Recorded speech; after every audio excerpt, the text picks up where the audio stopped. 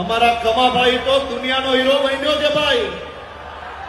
એક તાલી આપણા કમાભાઈ માટે. મજબૂતાઈથી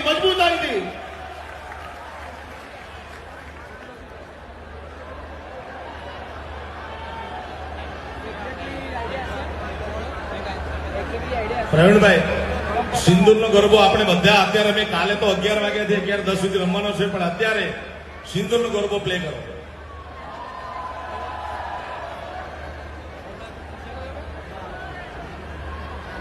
આવાજ આવાજ.